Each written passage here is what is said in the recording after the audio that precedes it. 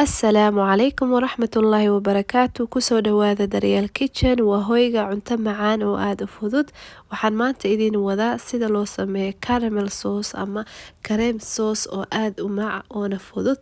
Marka insha Allah ila socda. Haddana waxaan u gudagalaynaa waxyaalihii laga sameynayay.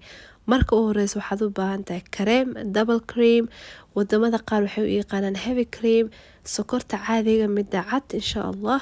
waxaa kaloo u baahan tahay cusbo yar iyo biyo yar. Marka u horeysa waxaa u baahan tahay digsiga ha ahaada mid yaro culus. Waxaan ku shubaynaa sokorti, dabkana waxaa sameynaysaa dab dhexdhexaad ah. Sokorta markaa ku shubtid waxaa lagu darayaa biyo yar. Dadka qaar waxay sameeyaan ayadoona biyo lagu darin sokorta bas, laakiin sidaan aad ayay speedka u fududeynaysaa xoogo. Kadib waxaa sameynaysaa sokorta waxaa la rabaa inay dhalaasho ee haddana ay yeelato midab yaro dahabi ah. badanaa markii la sameynayo caramel sauce-ka wuxuu qaataa ama ay qaadataa waqti badan inta ay sokorta ka madoobaanaysa, laakiin waxaa loo baahan yahay inaad mar walba aad kor taagnaato aad isha ku hayso. Midda kaleetana caramel sauce markii la sameynayo ha walaaqin digsiga, wax yar leexleexi si ma aragtay sokortii u yara dhalaasho, laakiin ha walaaqin. Sometimes markaa qaadada lagu walaaqo waxay keenaysaa in ay sokorta yara adkaato. haddana waxaan sameynayaa borosh yar qaatay biyaha digsiga, waxaa rabaa sokorta ku dhagtay inay dhalaasho si hodhowdi digsiga markaan caramel sauce ka sameeyo uunan ma aragtay meelaha dhan wax kaga dhagdhagin. Marka secret-kana waa secret aad u fiican. Boroshka yar soo qaado, biyaha geli, geesahana ka marmari. Sokorta intay ku dhalaalayso waa uu iska kor taagan tahay sidaan samee insha Allah. Kadib waa arkaynaa siduu isku bedeli doono caramel sauce-keena.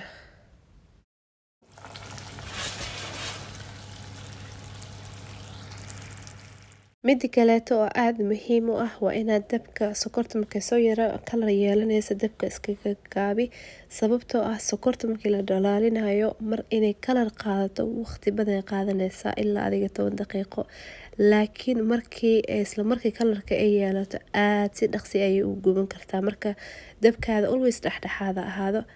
hadda marka waxaan ku dareynaa insha Allah caramel kareemkana waxaa sameynaysaa always banaanka iska soo dhigo asigoo xogo yar xaraarada oo banaanka maaragtay cabaar yaalay.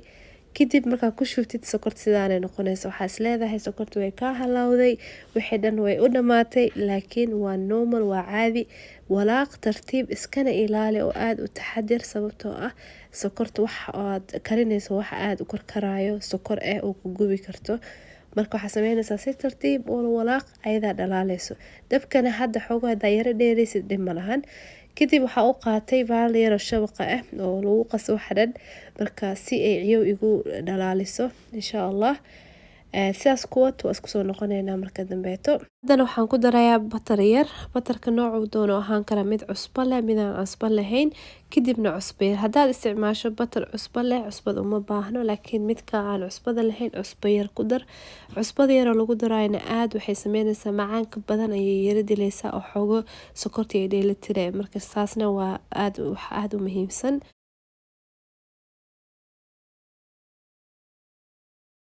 caramel sauce-keena waa diyaar. caramel sauce-ka badanaa dabka markii laga dejiyo aad ayuu wuxuu yahay biyo, laakiin markuu cabaar yaalo banaanka ama talaagada la geliyo wuu isbedelaya oo yara adkaanaya.